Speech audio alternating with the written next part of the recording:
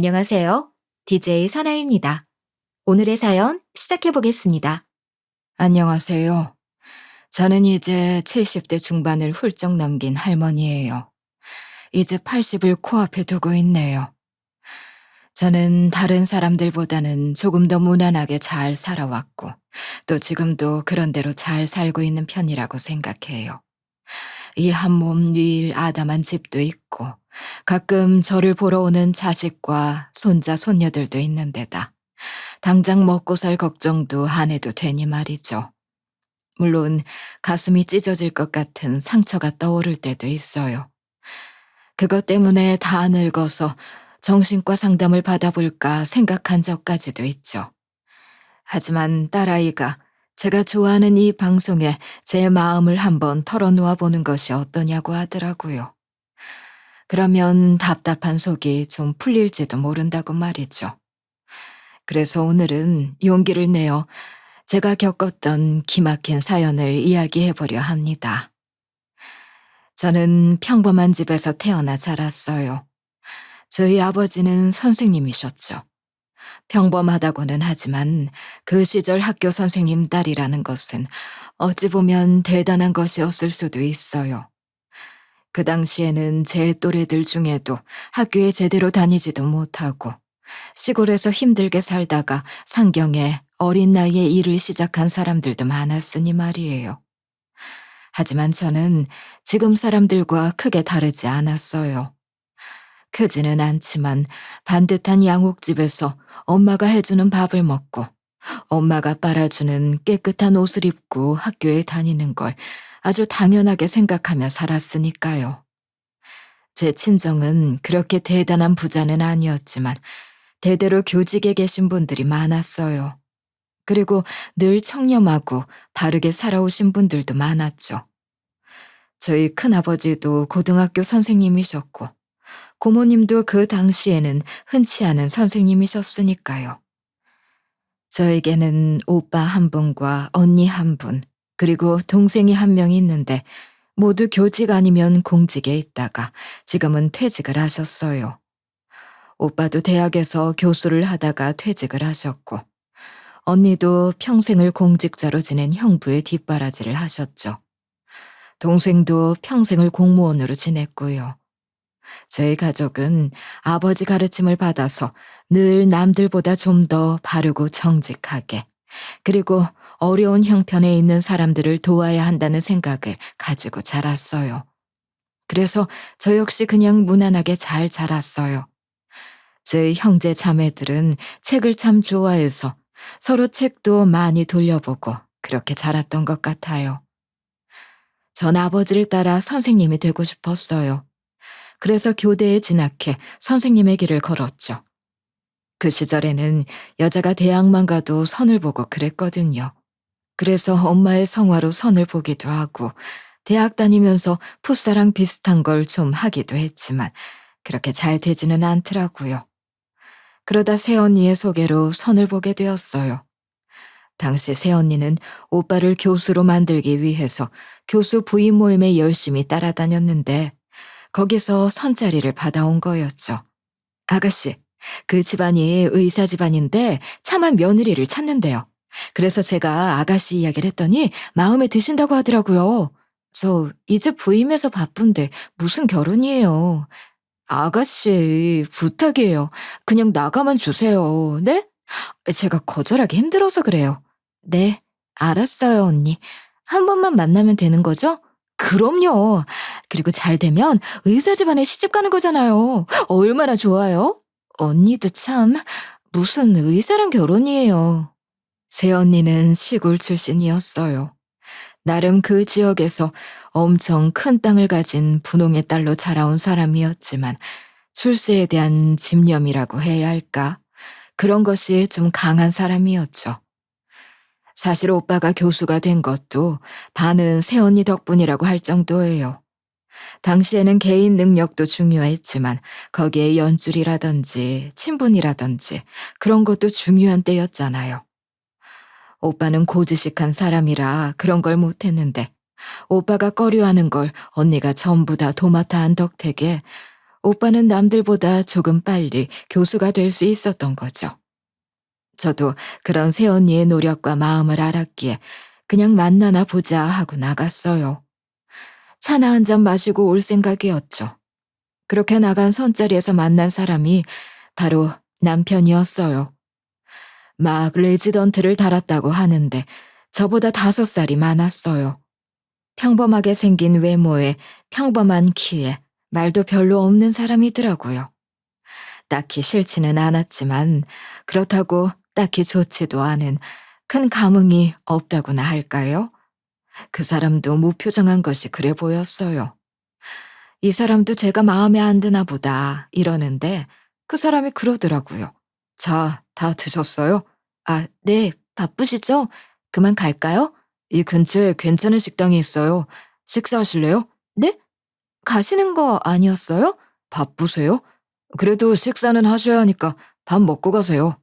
좋다는 건지 싫다는 건지, 좋아서 밥을 산다는 건지, 아니면 어차피 밥때가 되었으니 밥이나 먹고 가라는 건지. 뭐 저도 할 일도 없겠다. 같이 가서 밥을 먹었죠. 그러고는 집으로 데려다 주길래 이제 정말 헤어지나 보다 했더니 또 다음 만날 약속을 정하자 하더라고요. 그걸 거절을 해도 되나. 그래도 한두 번은 더 만나야 하나 머뭇거리다 저는 얼결에 또 만날 약속을 정했어요. 다시 만나서도 뚱한 표정으로 있길래 이 사람도 집안 성화에 못 이겨서 나왔나 하다가 또 차를 마시고 밥을 먹고 또 만나고 이러다 정신을 차렸더니 결혼식장에 입장을 하고 있더라고요. 이렇게 이야기하면 그런 게 어디 있냐고 하겠지만 진짜 어쩌다 보니 그렇게 되었다고 밖에는 할 말이 없었어요.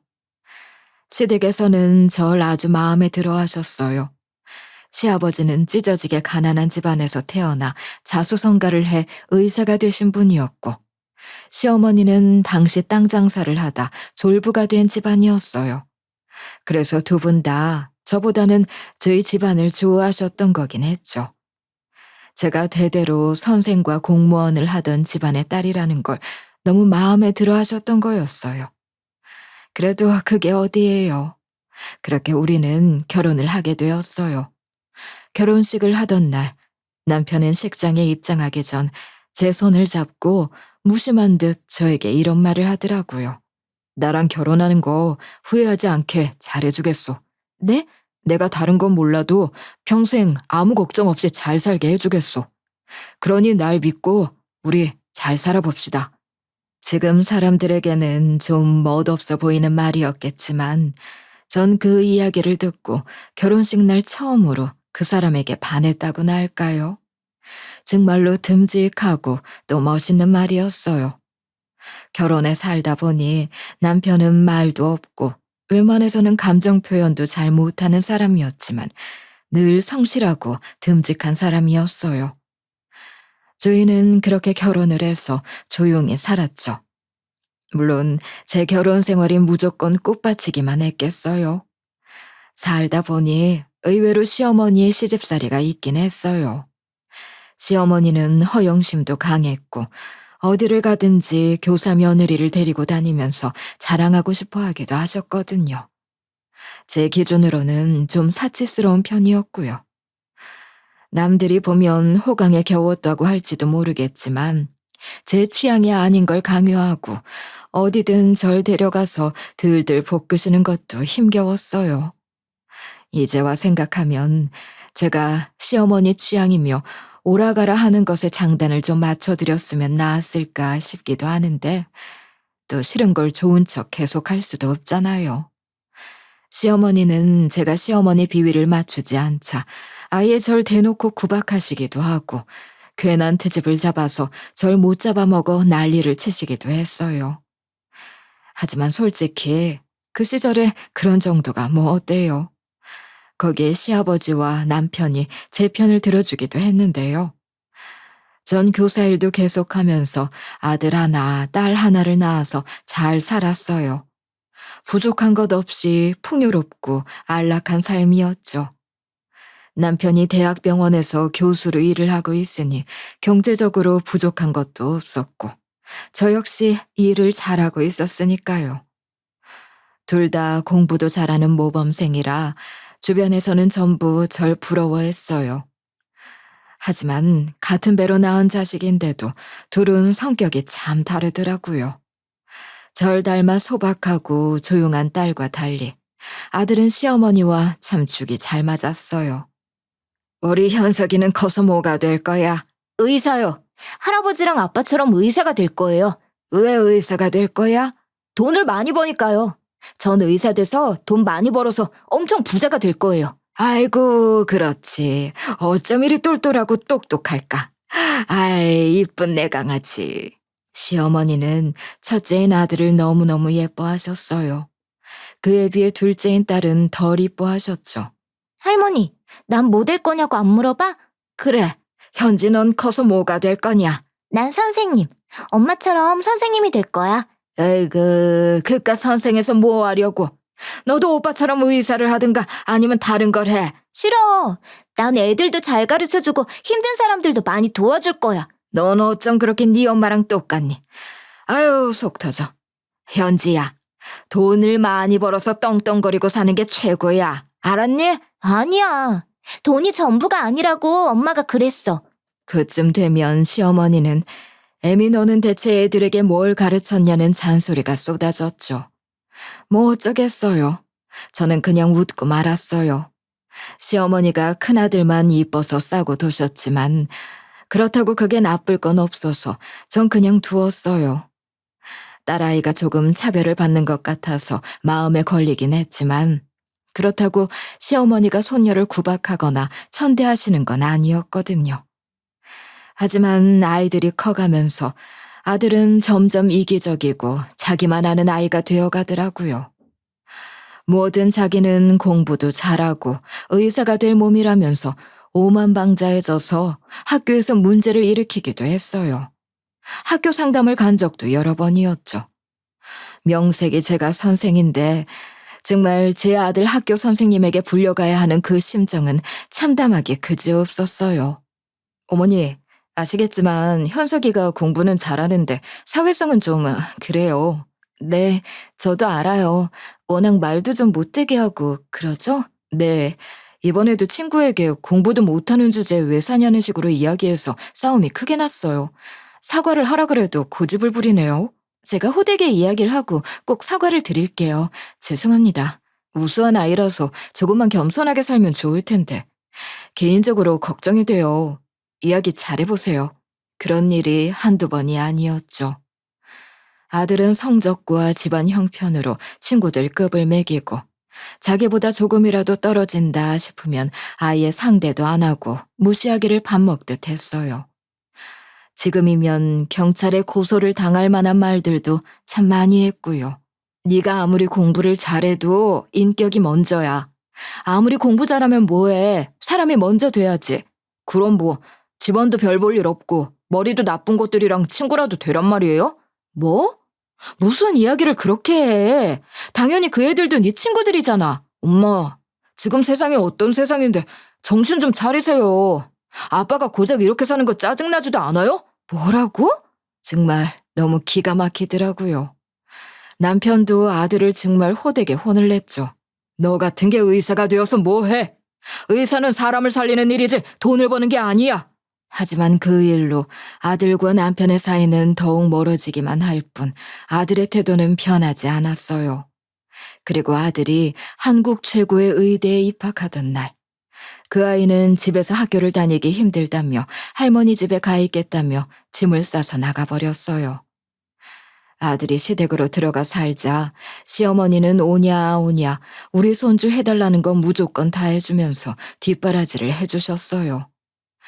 점점 이기적이고 본인만 아는 사람이 되어가는 아들을 보면서 저는 시어머니를 말리고 싶었지만 제가 무슨 힘이 있었겠어요. 무조건 싸고 도는 시부모님과 말이 없는 남편 사이에서 그렇게 세월이 흘러갔죠.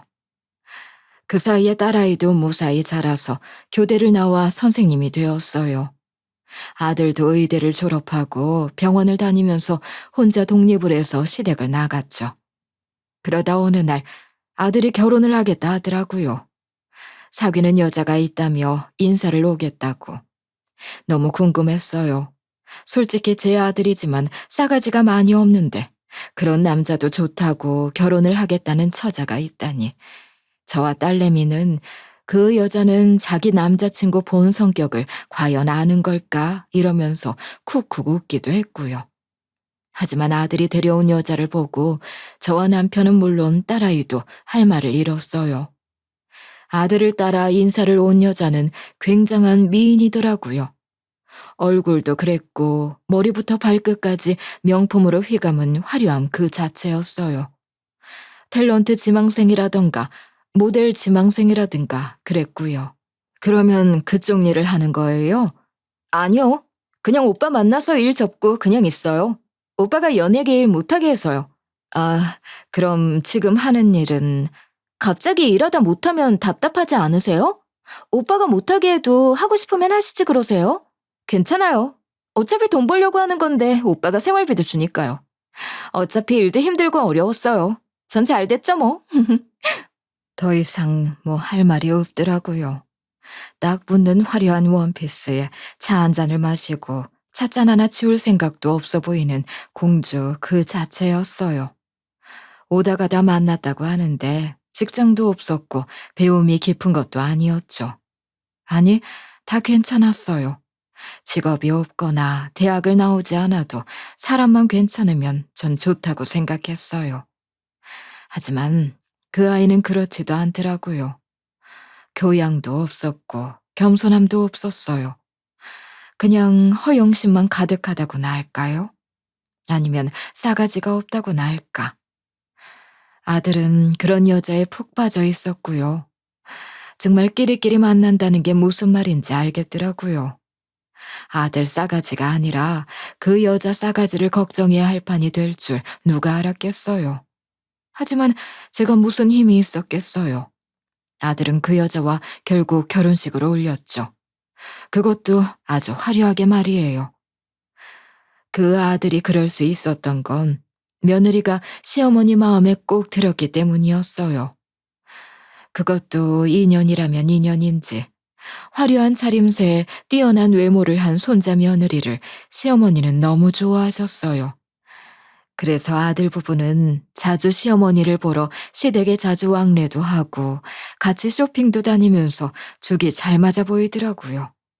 뭐 아들도 어릴 때부터 시어머니와 죽이 잘 맞았으니 시어머니라도 좋으면 됐다 싶었죠. 그러던 와중 시아버지가 오래 앓으시다가 돌아가셨어요. 시아버지가 건강이 나빠지셔서 투병을 시작할 때부터 저희 부부는 시댁으로 들어가서 같이 살기 시작했죠.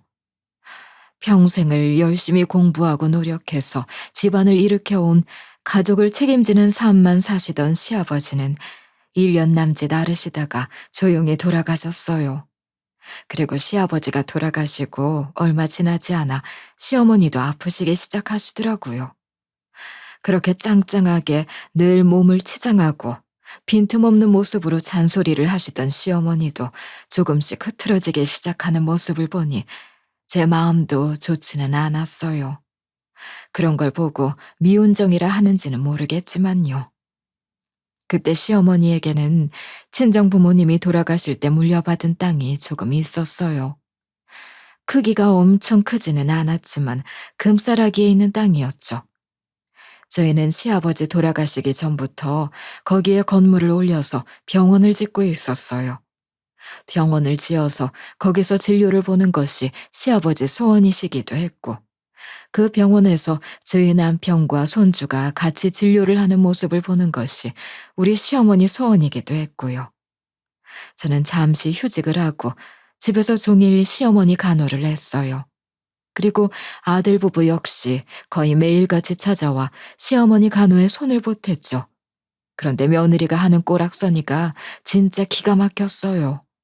어머니, 이 약 제대로 드시게 한 거 맞죠? 확인하셨어요? 그래, 내가 몇 년을 어머니 약을 드렸는데 그걸 모르겠니? 전에 한번 잊으셨잖아요. 제가 못 믿어서 그래요. 너 말 이상하게 하는구나. 예전에 딱 한 번 잊은 걸 아직도 그러니? 그만해라. 종일 붙어서 병간호하는 사람은 나야. 시간이 중요한가요? 질이 더 중요하지.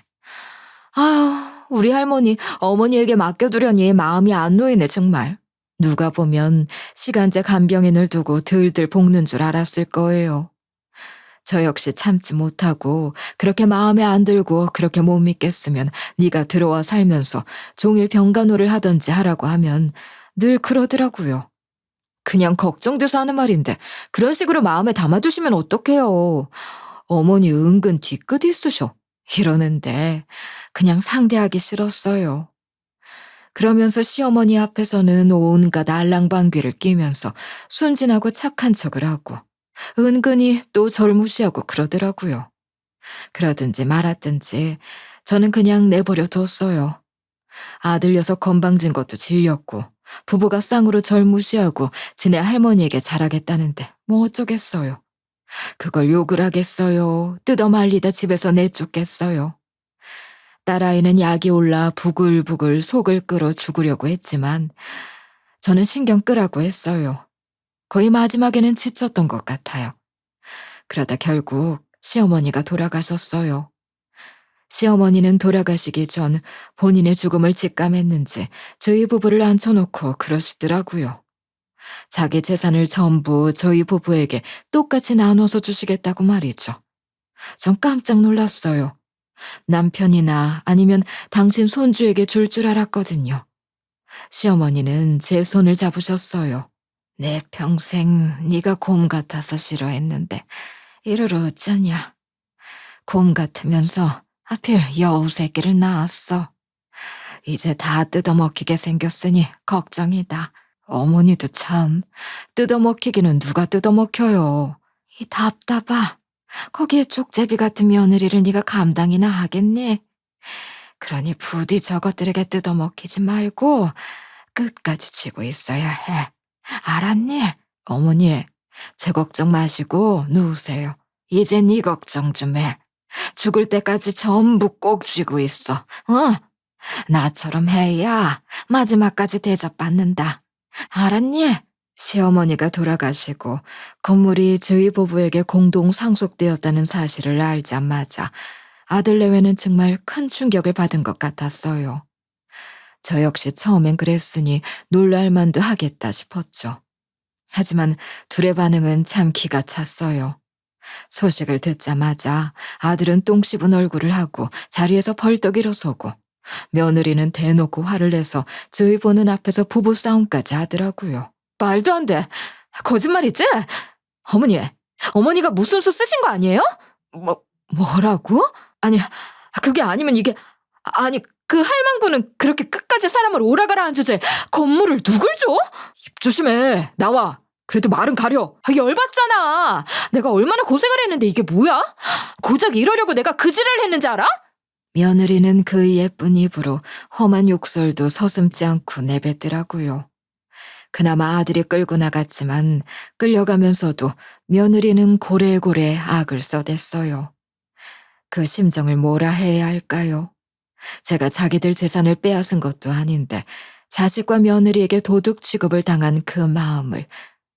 남편은 아무 말도 하지 않았어요. 그냥 아무런 티를 내지도 않았죠. 그렇게 며느리가 지르고 간 이후로 아들은 저희 눈치를 보는 것 같긴 했어요. 하지만 저도 그렇고 남편도 마음이 싸늘하게 식어서 아들을 대면대면하게 대했죠.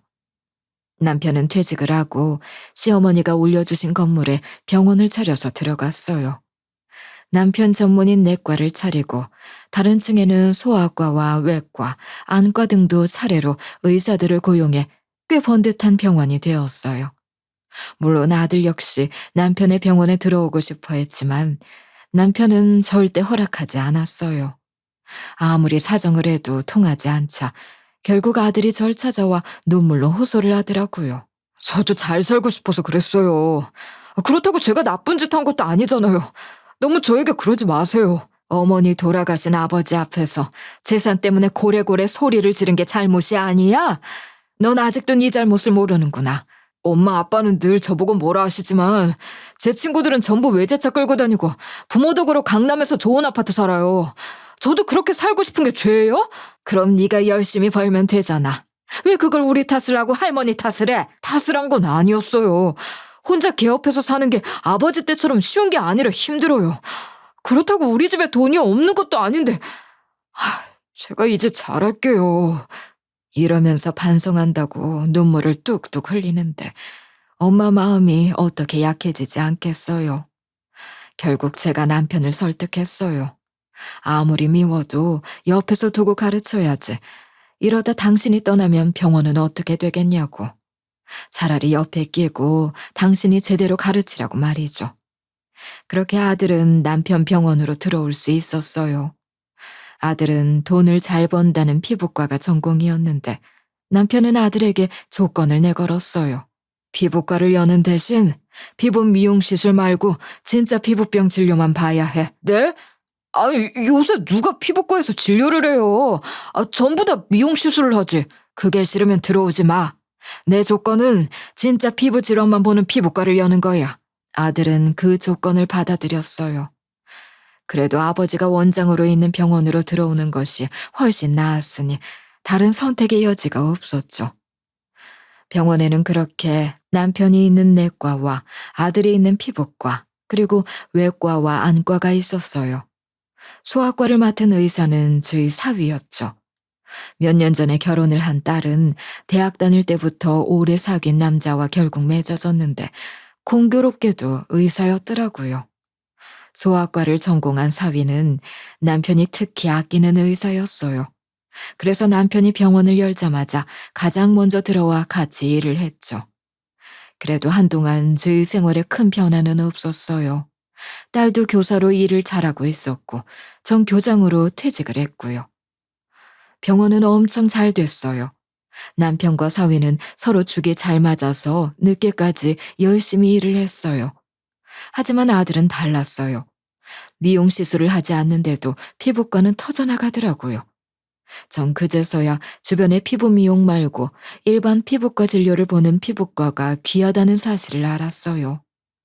그래서 아들이 더 열심히 일을 하기를 바랬지만 아들은 저녁 6시만 되면 칼같이 퇴근을 했고 당연히 주말에는 진료를 하지 않았어요. 하지만 남편이나 사위는 밤 늦은 시간은 물론 토요일과 일요일마저 격주로 문을 열었어요. 환자는 주말을 가려가며 아프지 않고 늦게까지 문을 열어야 퇴근을 하고 사람들이 병원에 올 수 있다는 이유에서였죠. 특히 사위는 더 열심히였어요. 아이가 아프면 갈 곳이 없으니 자기가 병원을 지켜야 한다나요? 그러니 아들과 얼마나 비교가 되겠어요. 남편은 늘 아들에게 불만이 많았죠. 같이 병원에서 일을 하면 서로 이해도 하고 가까워지지 않을까 했지만 남편과 아들 사이는 오히려 같이 일을 하면서 더 나빠졌어요. 저의 중재도 소용이 없었죠. 남편은 늘 아들이 너무 돈만 밝히고 환자를 먼저 생각하지 않는다는 게 불만이었고 아들은 다른 피부과는 미용 시술을 해서 돈을 긁어 모으는데 나는 여기서 여드름의 무좀만 보고 있다고 불만이었어요. 둘 사이는 극으로 멀어지기만 했죠. 그러던 어느 날 남편이 갑자기 속이 안 좋다고 하더라고요. 계속 몸이 이상하다고 하더니 남편은 친구가 있는 큰 병원으로 검진을 받으러 갔어요. 암이더라고요. 그것도 가장 치료가 힘들다는 췌장암. 그렇게 남편은 진단을 받은 지 3개월 만에 허무하게 세상을 떠나버렸어요. 정말 믿을 수가 없을 정도로 갑작스러운 일이었죠. 어쩌면 정확히 무슨 일이 일어났는지 깨달을 수도 없을 정도로 정신없었던 것 같아요. 그렇게 병간호와 장례를 치르고 넋을 놓고 있는데 하루는 딸이 찾아와 조심스럽게 말을 꺼내더라고요. 엄마, 오빠가 남편이랑 많이 싸웠나 봐. 병원에서 멱살잡이까지 했대. 뭐? 강서방이랑? 아니, 그 순한 사람이랑 싸울 게 뭐가 있어서.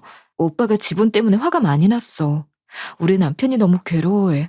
엄마가 정리를 좀 해줘. 알고 보니 남편은 죽기 전 병원 지분을 전부 정리해서 대표 원장으로 사위를 앉히고 떠났더라고요. 동시에 사위에게 병원의 정권을 쥐어주기까지 했고요. 병원 다른 의사와 간호사, 직원들에게도 전부 미리 교통정리를 다 하고 떠난 것이었어요. 하지만 남편 병간 후에 장례에 정신이 없었던 저는 미처 알지도 못했죠. 아무리 대표 원장이었던 남편이 그렇게 정리를 했다 하더라도 아들 입장은 다르지 않겠어요? 내 아버지가 했던 병원인데 갑자기 아들인 자기가 아니라 사위가 물려받으니 눈이 뒤집힐 밖에요. 그래서 옥신각신을 하다가 사위가 말리자 멱살을 잡아 패대기를 치고 욕을 하고 난리가 났던 모양이더라고요. 그걸 보고 안 되겠다 싶었는지 병원 직원이 딸에게 연락을 했고요.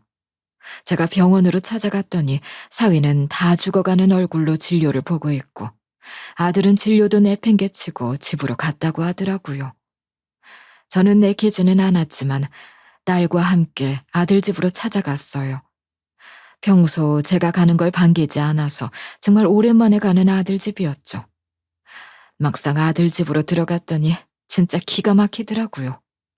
그렇게 도운동거리더니 정말 눈이 튀어나올 정도로 비싸고 큰 집에 화려한 가구까지 갖춰놓고 그림처럼 하고 살고 있었거든요.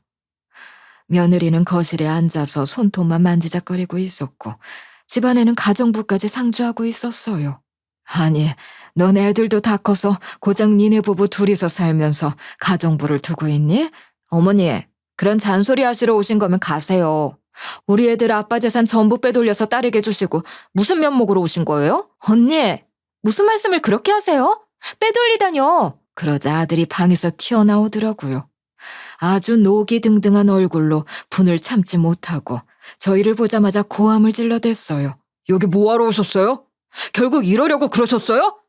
내가 할머니 옆에서 건물 뜯어낼 때부터 알아봤어야 했어. 뭐라고? 엄마도 진짜 무서운 사람이야. 순진한 척하면서 결국 뒤통수나 갈기고 말이야. 오빠, 말 조심해. 지금 어디다 대고 그런 소리를 해? 너 이게 어디서? 야, 네 남편이 병원장이라고 사람 무시하냐? 너 이리 와. 급기야 아들이 딸에게 손을 올리려 하길래 제가 나서서 힘껏 아들 뺨을 갈겼어요. 제가 그러리라고는 상상도 못한 아들은 깜짝 놀라 주춤하더군요. 전 고함을 질렀죠. 정신 차려. 네가 이러니까 니네 아버지가 널 못 믿고 오죽하면 사위한테 병원을 맡겼을까. 너 진짜 언제까지 이렇게 살 거야? 엄마, 이러시기에요? 네, 둘 다 이리 와서 앉아. 진짜 제발 정신 좀 차려. 이 미련하고 어리석을 것들아. 전 화산처럼 화를 냈어요. 평소 화를 내지 않던 내가 화를 내니 아들과 며느리도 조금 놀랬던 모양이더라고요. 전 그 둘을 제 앞에 꿇어앉히고 이야기를 했어요. 어차피 내가 죽으면 그 지분도 니들한테 가잖아. 그러면 언젠가는 네 병원이 되는데 그걸 왜 몰라? 그때까지 조용히 병원을 하면서 아빠가 왜 그랬는지 생각도 못해? 저는 선택하라고 했어요. 정 싫으면 나가라고. 나가서 네가 하고 싶은 피부 미용인가 뭔가를 차려서 잘 먹고 잘 살라고 말이죠. 병원 차리는 돈 정도는 제가 대주겠다고 했어요. 그게 싫으면 그냥 찍소리 말고 묵묵히 병원을 나와서 일을 하라고도 했어요. 네가 그렇게 소원하는 미용 시술도 해. 대신 일반 진료도 같이 하고. 조금이라도 이상하면 바로 내쫓을 테니 그리 알아. 아들은 결국 병원으로 돌아와 일을 하겠다고 하더라고요. 전 쐐기를 박았어요.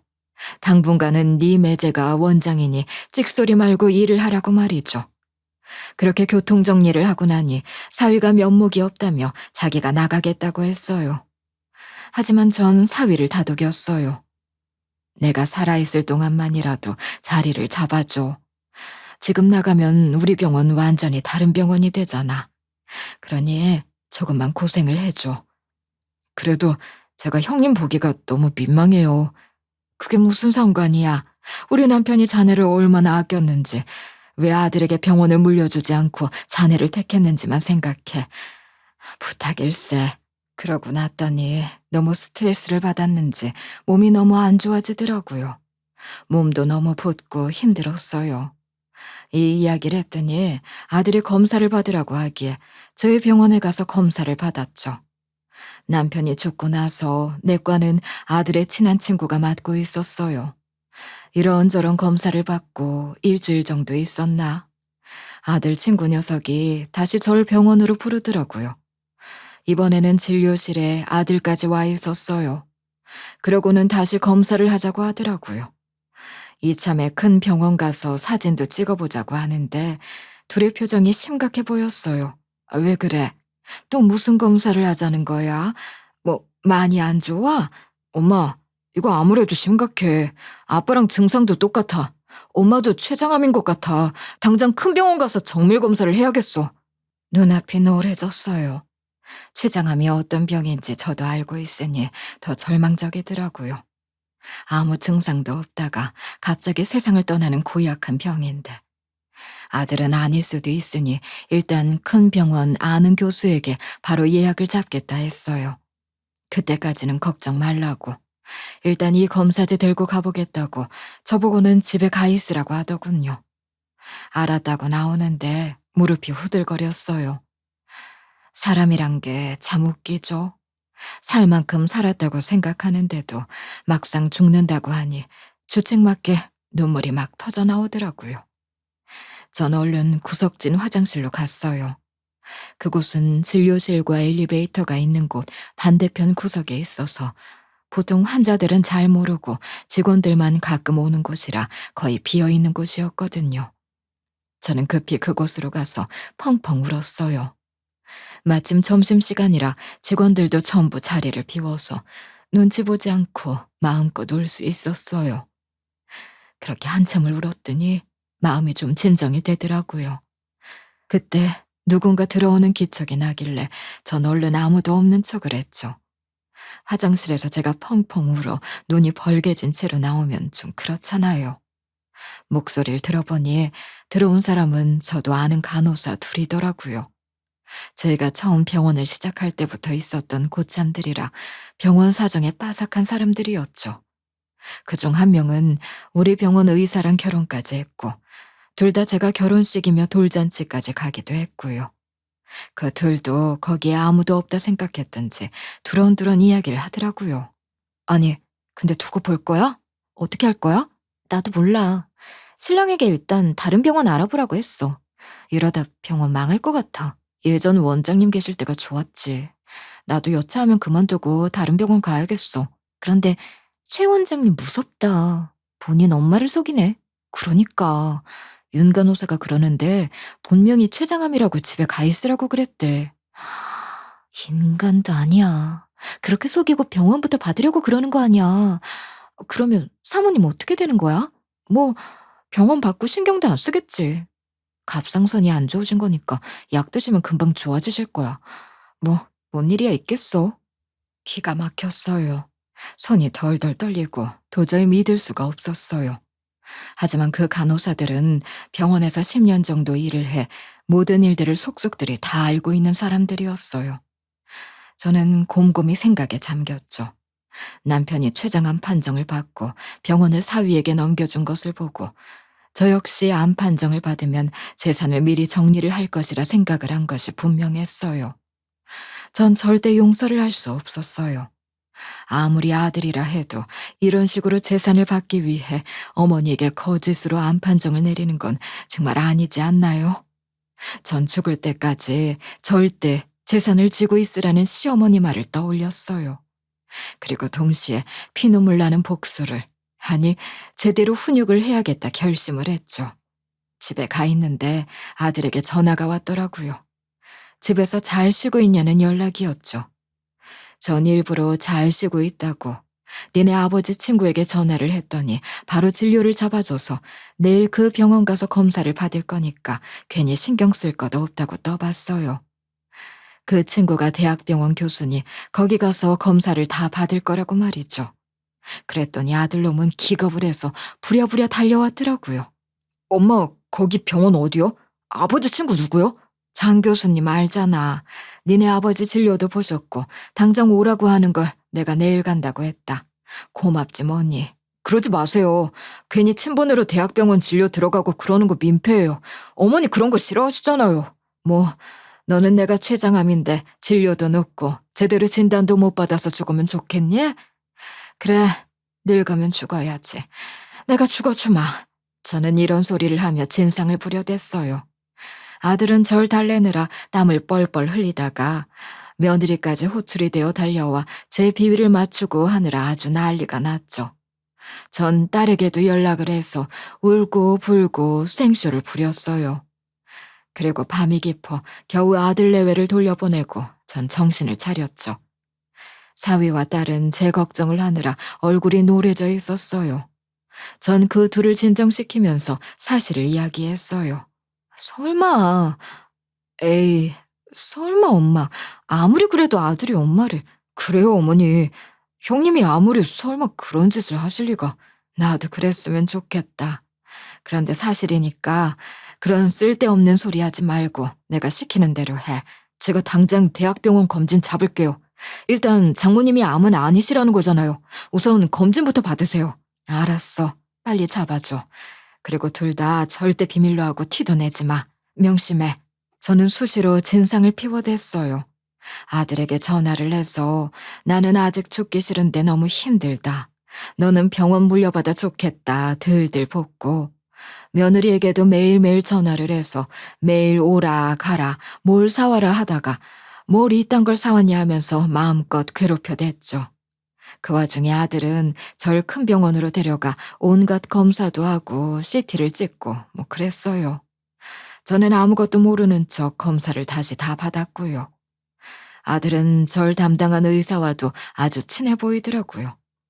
검사가 끝나고 아들은 자기가 결과를 다 듣고 이야기를 하겠다. 절 집으로 돌려보냈고 전 엄청 우울한 척을 했어요. 전 다음 날 며느리에게 강남에 있는 호화로운 고가의 아파트를 당장 팔고 저희 집으로 들어와 살라고 고집을 부렸어요.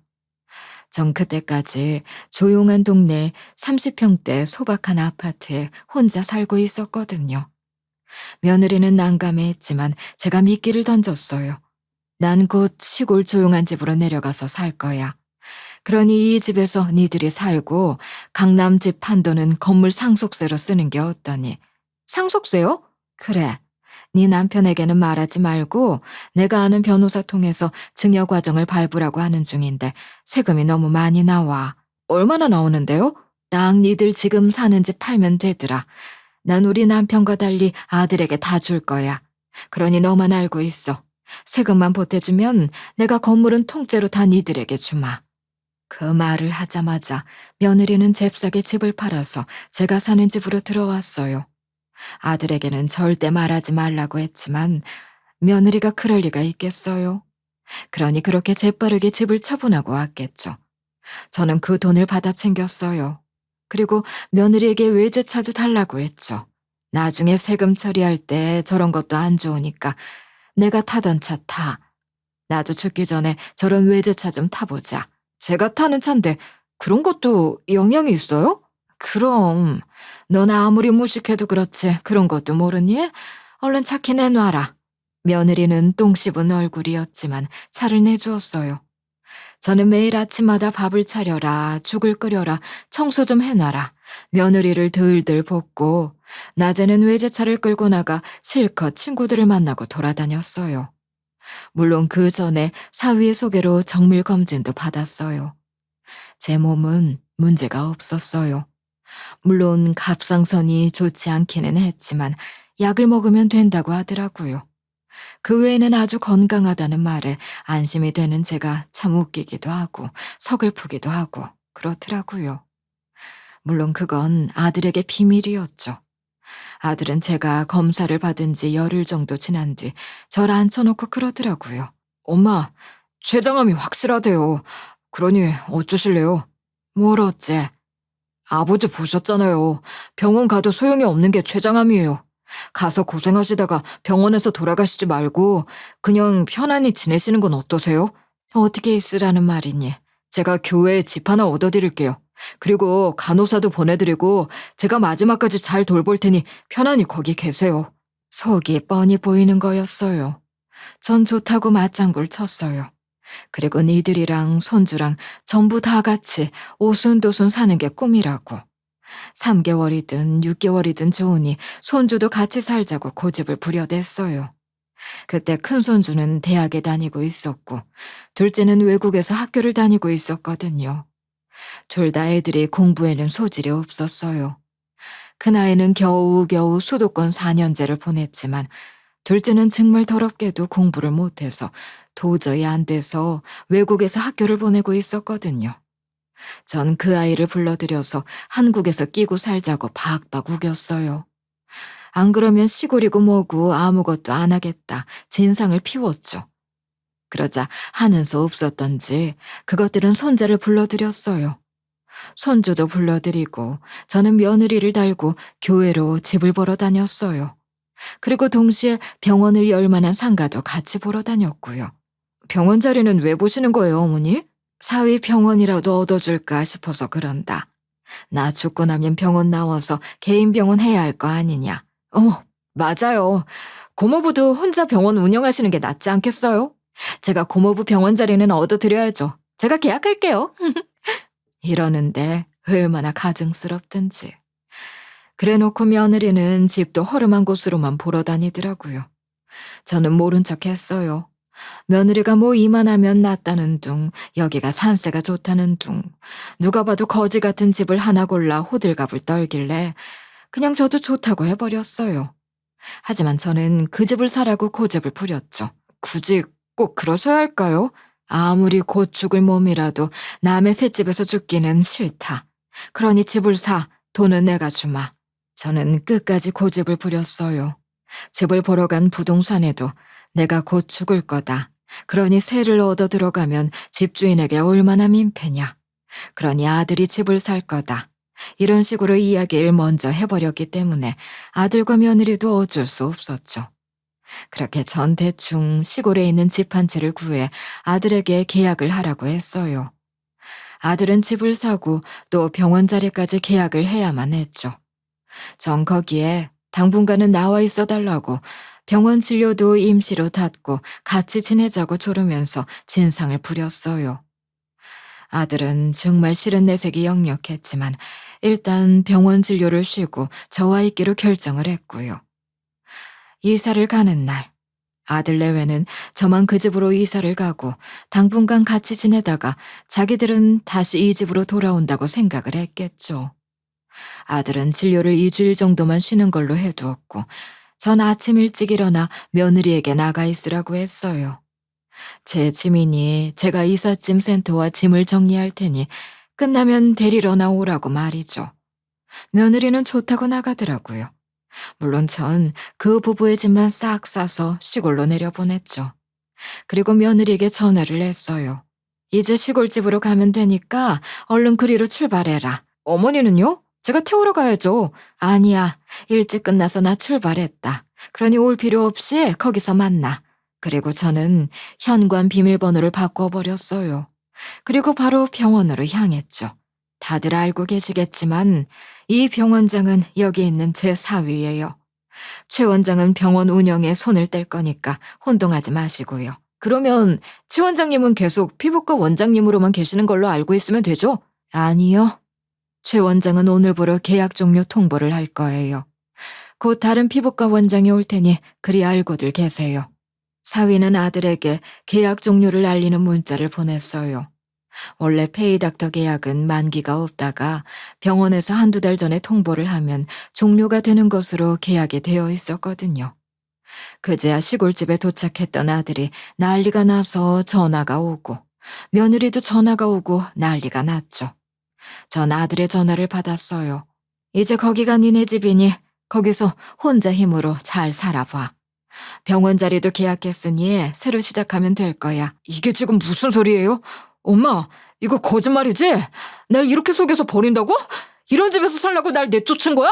그럼 넌 멀쩡한 날 병들었다 속이고 그런 집에 내다 버리려고 했잖아. 그래도 난 너보단 낫다. 뭐라고요? 집도 사줘, 병원 자리도 해줘. 내가 해줄 수 있는 건 다 해줬으니 그걸로 내 역할 충분히 다 했다고 본다. 그러니 열심히 잘 지내. 전 전화를 끊어버렸어요. 며느리도 전화를 해서 악을 쓰더라고요. 저보고 사기꾼 노인네라나, 뱀 같은 늙은이라나. 전 그냥 웃으며 들었어요. 그 며느리도 그래봐야 이제 50이 다 된 아줌마일 뿐이잖아요. 평생 남편이 벌어다 준 돈으로 돈만 펑펑 쓰면서 살았으니 뭘 알겠어요. 한 번만 더 전화해서 이딴 소리 하면 콩밥 먹일 줄 알아? 이 무식한 아줌마야. 뭐라고? 당신이 어떻게 이럴 수가 있어? 거기서 열심히 살 생각이나 해. 요리 공부나 더 하고. 네가 해준 밥 더럽게 맛없어서 그거 먹는 게 제일 죽을 맛이더라. 전 그렇게 아들을 진정으로 독립을 시켰죠. 전 건물 증여를 시작했어요. 사실 그딴 거 제가 가지고 있어봐야 뭐 하겠어요. 저는 딸과 사위에게 증여를 하기로 마음을 먹었죠. 그 둘을 불러 제 계획을 이야기하고 저는 신신당부를 했어요. 이 건물은 원래 우리 시어머니가 가지고 계셨던 것이고 그게 니들 아버지에게 간 거야. 니들 아버지는 늘 병원과 의사는 환자를 위해야 한다 했고 그 뜻을 제일 잘 이어갈 사람이 니들이라 주는 거다. 그러니 잘 부탁한다. 장모님, 전 싫어요. 주려면 그냥 집사람 다 주세요. 나도 싫어, 엄마. 오빠 저 난리인데 그냥 반반하던지. 니들은 아버지 생각은 안 해? 아버지가 어떤 마음으로 자네에게 전부 병원을 맡겼는지 정말 몰라? 전 병원 재단을 만들어서 기부도 하고 가난한 사람을 많이 도와주라고 신신당부를 했어요. 그렇게 병원 건물과 땅은 병원 재단이 소유를 하도록 만들어 증여를 마쳤죠. 아들은 쫓겨난 이후 소송을 걸겠다 난리를 쳐댔지만 전 마음대로 하라고 했어요.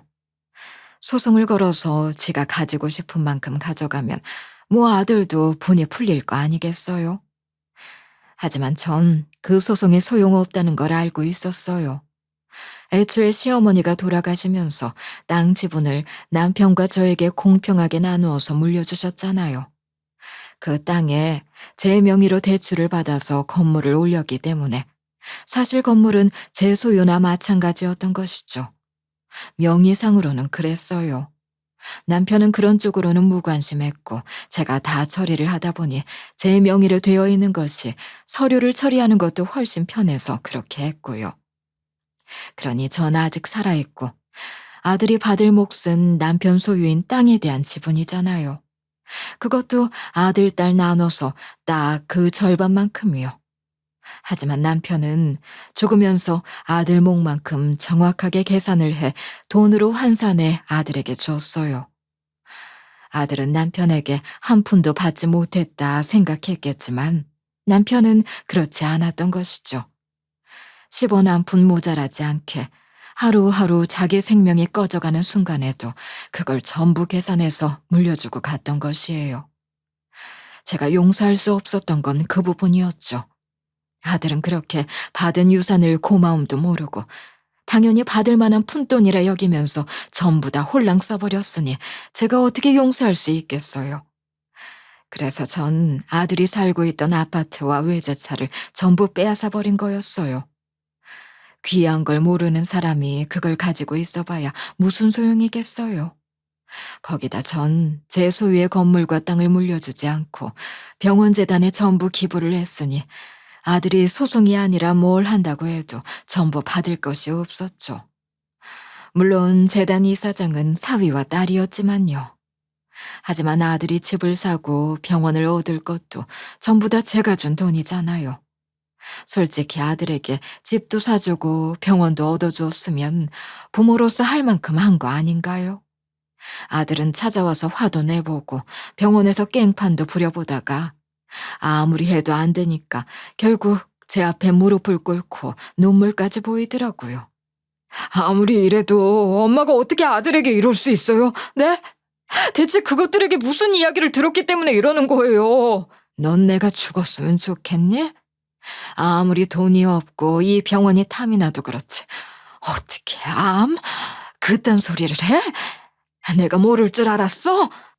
그건 잘못됐다고 했잖아요. 건물만, 병원만 받으면 다시 이야기하려고 했어요. 그런다고 그딴 거짓말하는 아들을 난 둔 적 없다. 그래도 난 네가 먹고 살 방도 다 해놨어. 그러니 가서 네가 뭘 잘못했는지 열심히 살아봐. 나는 아들 부부를 내쫓아버렸어요. 그렇게 공부 가르치고 뒷바라지 해줬으면 넘치도록 잘해줬다고 전 생각해요. 며느리는 이럴 수는 없다고, 이런 집에서 못 산다고 난리를 치더니 집을 나가버렸다고 하더군요. 본인이 직접 골라서 이만하면 너무 좋은 집이라고 하던 바로 그 집에서 말이죠. 문제는 손주였어요. 공부도 안 하고 외국 고등학교에서 팽팽 놀던 손주가 시골에서 학교를 못 다니겠다고 난리를 쳤다 하더군요. 결국 보다 못한 딸아이가 조카를 자기 집으로 데리고 가서 지금 거기서 지내고 있어요. 공부는 안 하고 매일 말썽만 피우던 아이인데 고모 집으로 간 지 몇 달 만에 완전히 순한 양이 되었더라고요. 지금은 하고 싶었던 요리 공부를 하려고 요리학교 입학을 준비한다고 하는데 얼마나 놀랬는지. 지금 손주들은 가끔 저에게 찾아오기도 하고 고모 부부와 사촌들과 여행을 다니기도 하면서 정말 잘 지내고 있어요. 아이들도 그간 상처를 받은 것이 많았던 모양이더라고요.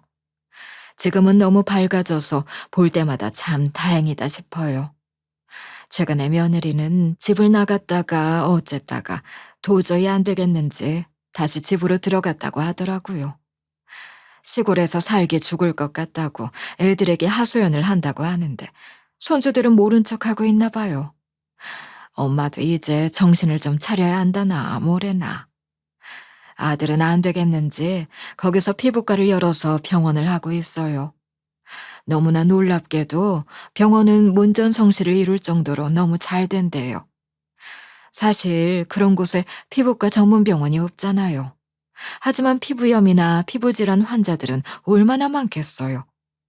그런데 치료 한번 받으려면 멀리까지 갔어야 했으니 당연히 피부과는 미어 터졌죠. 아들에게는 아쉬운 일이지만 그 환자 중 미용 시술을 받으러 오는 환자는 없다고 해요. 처음에는 아들도 이를 갈면서 비싼 미용 시술 기계를 엄청 들여놓고 피부 미용 전문으로 개업을 했던 것 같지만 그런 외진 동네에서 비싼 미용 시술을 받을 사람이 있었겠어요? 결국 빚만 어마어마하게 지고 그냥 일반 피부과로 바꾸었던 것이죠. 아들은 요즘 저녁 늦게까지는 물론 주말까지도 일을 하고 있다고 해요. 병원은 늘 대기가 한두 시간씩 있을 정도로 사람이 미어터지고 말이죠. 아들은 그렇게 극혐하던 여드름이며 무좀, 건성 같은 피부과 진료를 매일매일 보고 있는 중이죠. 아직 아들과는 연락을 하지 않고 있어요. 이번 설에 안부 문자가 왔지만 전 형식적 답변만 보내고 말았고요. 손주들 말로는 엄마 아빠가 반성을 하고 있다고는 했지만 그래도 제 결정에는 당분간 큰 변화는 없을 것 같아요. 아들은 한동안 거기서 열심히 일을 하며 사는 게 맞다고 전 생각하니까요. 사위는 정말 성실하게 또 열심히 일을 하고 있어요. 저러다 쓰러지면 어떡하지 하는 생각이 들 정도로 말이죠. 소아과를 더 넓히고 다른 과도 확장해서 저희 병원은 거의 준상급 병원이 되었어요. 무엇보다 주변에서는 병원비도 비싸지 않고 과잉 진료도 하지 않는 곳으로 유명해진 것이 더욱 뿌듯해요. 거기에 주말과 밤에도 문을 여는 병원이라 급한 환자와 퇴근한 사람들에게 고마운 곳이죠. 그 와중에 사위는 틈틈이 보육원이나 외진 동네 같은 곳을 찾아다니며 무료 진료 봉사도 하는 중이에요. 딸아이도 묵묵하게 그걸 돕고 있고 저도 제가 할 일을 찾아 사위 부부가 의료 봉사할 때 따라가 애들을 봐주기도 하고 보육원 설거지도 해주고 그러고 있어요. 물론 거기에는 늘 손주들도 함께하고 있고요. 다음번에는 아들도 같이 가겠다 연락이 왔다고 하더라고요. 사위는 형님이 와주시면 너무 감사하다고 꼭 같이 가자고 했다고 하고요. 시간은 걸렸지만 어쩌면 이렇게 모든 것이 제자리를 찾아가는 것일지도 모르겠어요. 세상 일이 한 번에 되는 것은 아니지만 이렇게 또 어울려 살아가는 것이지 않을까요? 앞으로 제 생이 얼마나 남았는지도 모르고 또 제가 죽고 나면 어떤 일이 일어날지도 모르지만 저는 그때까지는 최선을 다해 남은 생을 열심히 살아가 보려고 해요. 그것이 저에게 남은 역할일 테니까요. 저의 긴 이야기 들어주셔서 감사해요. 모든 분들에게도 건강과 행복이 함께 하시길 빌게요.